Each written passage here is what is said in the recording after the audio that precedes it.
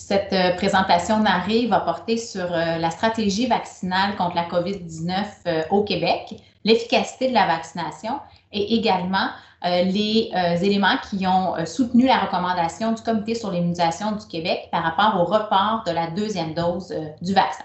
Alors, je suis Chantal Sauvageau, je suis médecin spécialiste en santé publique et médecine préventive à l'Institut national de santé publique du Québec. Puis, cette présentation a été développée en collaboration avec la Dr Gisèle Trudeau, également médecin conseil à l'INSPQ. Alors, juste aussi pour vous mentionner que je suis membre du Comité sur l'immunisation du Québec qui est chargé de faire les recommandations en matière de vaccination au Québec. Et aussi que lors de cette présentation-là, l'utilisation des vaccins hors homologation va être abordée. Quelques mots sur les vaccins contre la COVID-19 de Pfizer et de Moderna, donc deux vaccins qui utilisent la technologie de l'ARN messager. Donc, la portion du vaccin qui contient, dans le fond, la recette pour nous permettre de développer nous-mêmes l'antigène d'une protéine du virus qui, après, va être détectée par le corps comme une substance étrangère et notre propre corps va développer une réponse immunitaire pour que quand le vrai virus va venir en contact avec nous, mais qu'il ait déjà ses défenses de près.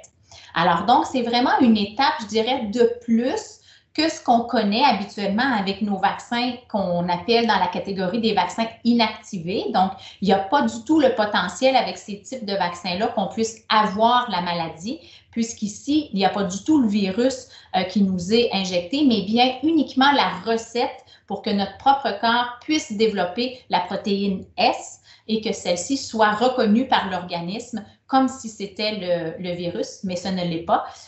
Il se fait un peu méprendre et développe donc sa réponse immunitaire pour se préparer à combattre lorsqu'il pourrait être en contact avec le vrai virus.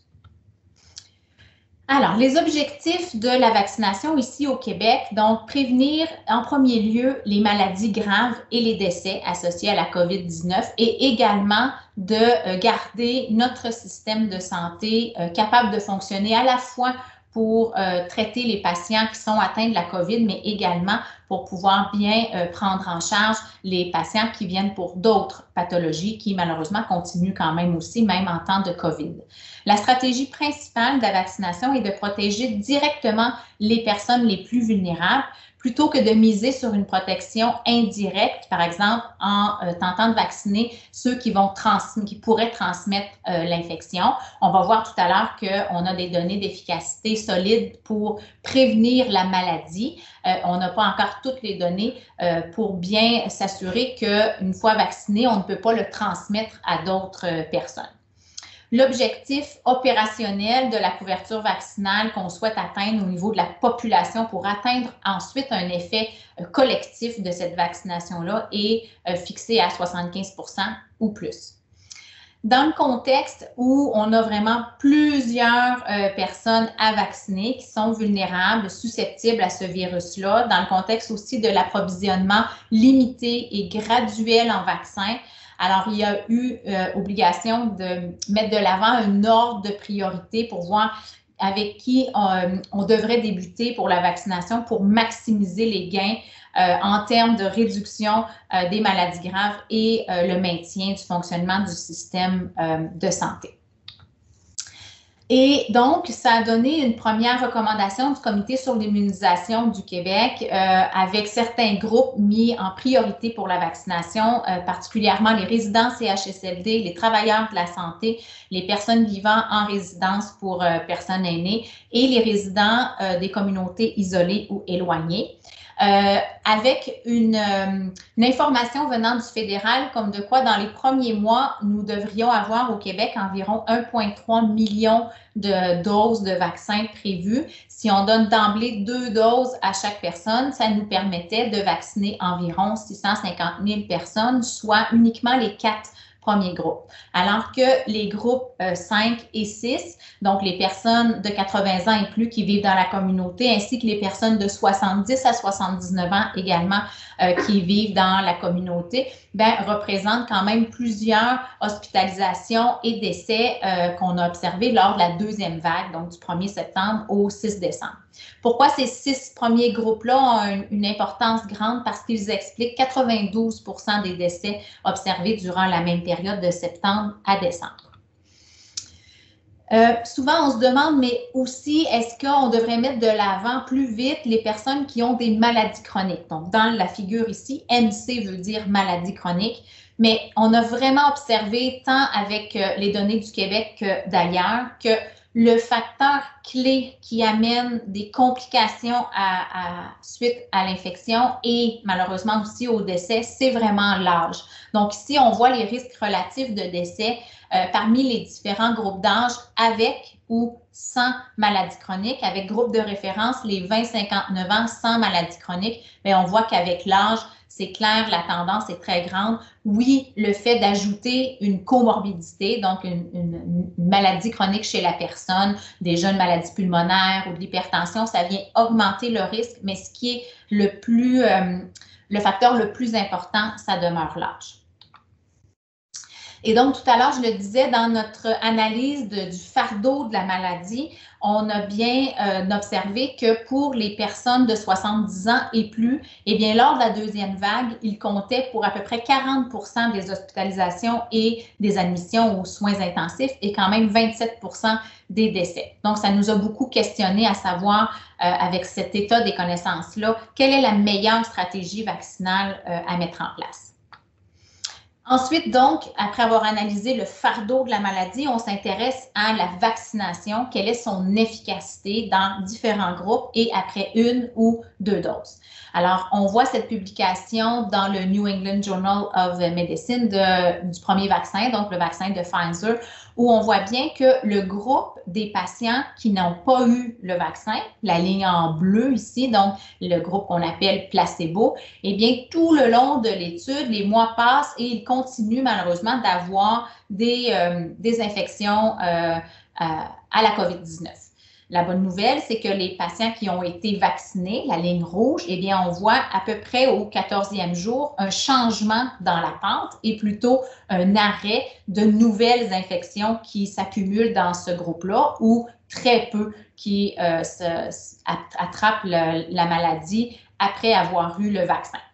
Dans cette première publication-là, donc, les auteurs ont rapporté le fameux 95%, le 94,8%, une fois qu'on commence à compter 7 jours après avoir eu la deuxième dose, et rapportaient l'efficacité après une seule dose en incluant toutes les journées après la première dose, incluant même la journée où on reçoit le vaccin, alors qu'on ne s'attend pas qu'il y ait déjà une protection dans les premiers jours qui suivent la vaccination, puisque comme on l'a expliqué un peu plus tôt, c'est vraiment notre propre système immunitaire qui doit construire son immunité, sa réponse, et pour ça, ça prend plusieurs jours avec ces vaccins-là, comme c'est le cas avec d'autres vaccins. Et donc, ça montrait une efficacité après la première dose de 52% quand on incluait tous les jours, incluant les premiers jours où on voit bien sur la figure ici qu'on ait été vacciné ou pas, dans les premiers jours après la vaccination, bien, on a la même probabilité d'attraper la maladie. Avec les chiffres présentés par Pfizer, entre autres dans le dossier qui a été soumis à la FDA aux États-Unis, on avait donc les chiffres disponibles pour pouvoir regarder l'efficacité si on ne compte pas les premiers jours après la vaccination, comme c'est généralement fait pour les publications de l'efficacité vaccinale pour l'ensemble des vaccins. Et donc, on l'a regardé après 7 jours. On avait une efficacité vaccinale qui passait de 52% à 68%. Puis, lorsqu'on commençait à calculer les nouvelles infections, 14 jours ou plus après avoir eu la première dose, c'est là qu'on obtenait l'efficacité excellente de 92%, avec un intervalle de confiance statistique de 69 à 98%, qui veut dire que dans le fond, on pourrait avoir une efficacité de 70%, 69% au minimum avec ces données-là. L'élément intéressant aussi, c'est qu'après la deuxième dose, tout de suite après, donc dans la semaine après, d'ailleurs, la compagnie Pfizer, dans ses résultats, ne comptait pas cette première semaine-là dans son analyse principale d'efficacité après la deuxième dose. Il commençait à calculer une semaine après la deuxième dose, ce qui est aussi classique comme type d'évaluation de l'efficacité, puisque souvent après la deuxième dose, la réponse est un peu plus rapide puisque c'est une réponse plus pour aller activer la mémoire immunitaire. Mais on voit que dans les premiers jours, tout de suite après la deuxième dose, ça nous permet d'accumuler encore plus de puissance statistique. Donc, 21 cas se sont ajoutés chez les placebos, 2 cas chez les vaccinés. Et ça, c'est encore, à notre compréhension, attribuable à la première dose, puisque la deuxième dose n'a pas encore eu son plein potentiel qu'on commence à mesurer une semaine après. Et là, on garde une efficacité de 90% et plus en ajoutant donc juste cette semaine-là. Même genre de données pour Moderna, donc 2 vraiment vaccins qui se ressemblent, qui ont les mêmes types de données d'efficacité, même type de courbe. Donc, le groupe placebo qui n'a pas reçu le vaccin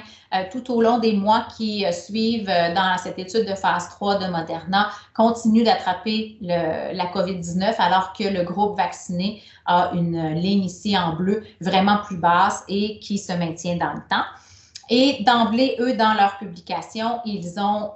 présenté leur efficacité vaccinale après la première dose en excluant les 14 premiers jours pour montrer une efficacité très similaire à l'autre vaccin, donc 92%. Bien sûr, dans les 2 études, la grande majorité des participants ont reçu la deuxième dose. Dans le cas de Pfizer, 21 jours après la première dose, ils recevaient leur deuxième dose. Et dans le cas de Moderna, c'était à 28 jours après la première dose. Ce qui fait que les données à plus long terme pour l'efficacité après une dose, bien sûr, elles sont absentes. On va y revenir d'ailleurs sur cette question de une dose, 2 doses. Alors, après avoir vu ces différentes données au niveau de l'efficacité, au moins à court terme d'une dose, et le fardeau important entre autres des 6 premiers groupes, du nombre limité de doses de vaccins disponibles pour le Québec dans les premiers mois de l'année 2021, le Comité sur l'immunisation du Québec a recommandé qu'on administre une première dose du vaccin au plus grand nombre, particulièrement ceux qui appartiennent aux 6 premiers groupes prioritaires, et de mettre en place une surveillance très étroite de l'efficacité, entre autres de la sécurité aussi de la vaccination. J'attire aussi votre attention quand même, on garde en tête là, que oui, les 6 premiers groupes expliquent 92% des décès, mais le groupe suivant des 60-69 ans ont été responsables durant l'automne de 16% des hospitalisations au Québec, 28% des admissions aux soins intensifs et autour de 5,6% des décès. Donc, comme je le disais un peu plus tôt, la durée de l'efficacité, elle est très courte durée en termes des données qu'on a après une dose et de quelques mois après 2 doses. Donc, lors de la soumission des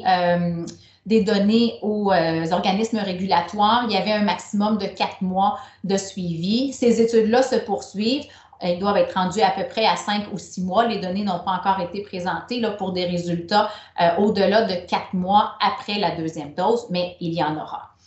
De façon générale, pour l'ensemble des vaccins, la réponse est généralement meilleure lorsque l'intervalle est plus grand entre les doses, ce qui laisse le temps au système immunitaire aussi de développer ses cellules mémoire et d'avoir une meilleure réactivation, si on veut, de la réponse immunitaire lorsque l'épidémiologie nous permet d'avoir un certain intervalle et particulièrement d'intérêt lorsque la première dose montre une grande efficacité, ce qui est généralement le cas. En termes de proportion de protection, c'est toujours la première dose qui donne le plus grand gain, particulièrement en termes de la sévérité. Donc, par exemple, même chez les tout-petits qui peuvent encore, dans les années 2020, décéder de la coqueluche, bien, ceux qui ont reçu au moins une dose, les décès sont quasiment absents. Bien sûr, on va chercher une protection supplémentaire avec les doses subséquentes qui sont recommandées au calendrier, incluant pour la vaccination coqueluche des petits.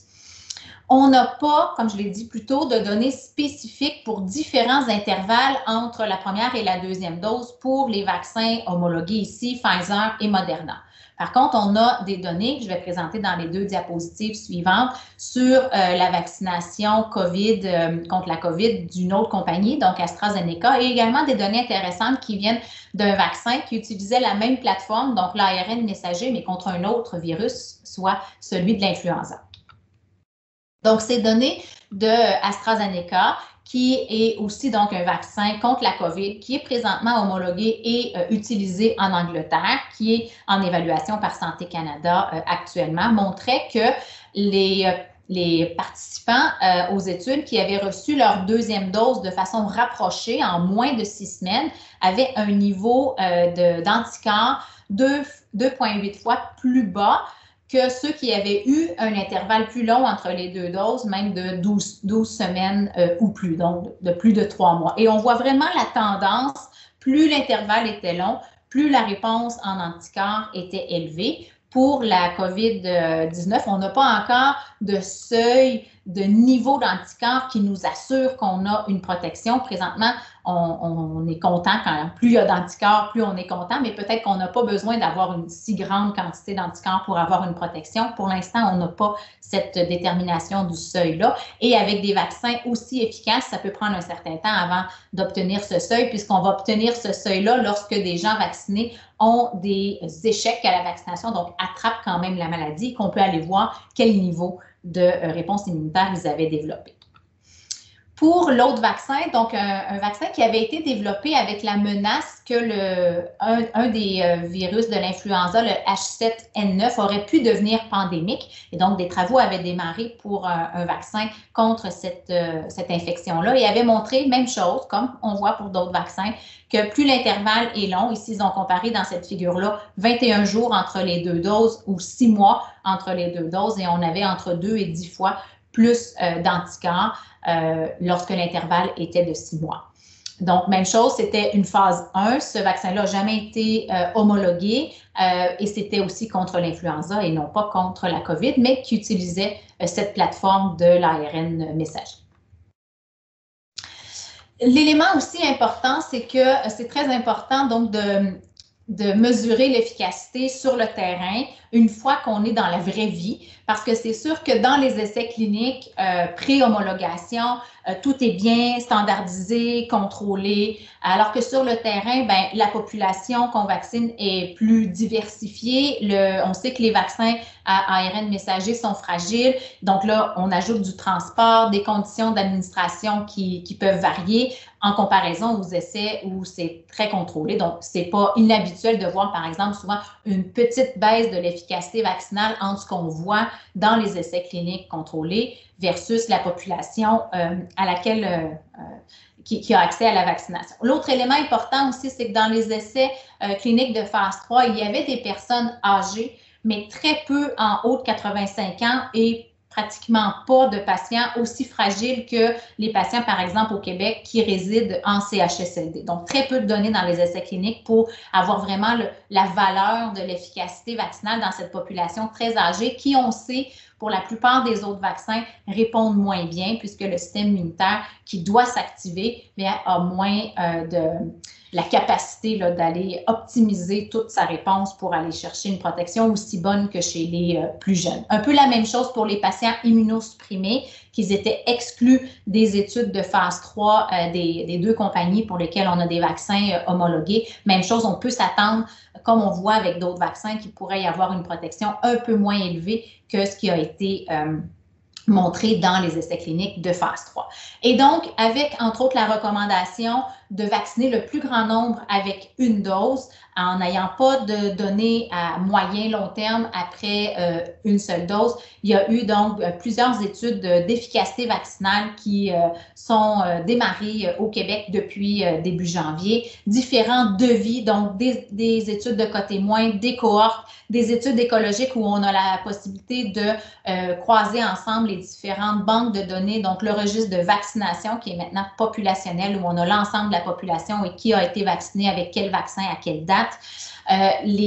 La banque de données des cas, des hospitalisations, des décès, des tests de laboratoire. Donc, ces analyses-là sont faites à chaque semaine, donc quasiment en temps réel pour bien suivre la situation. Alors, je voulais remercier sincèrement des collègues qui ont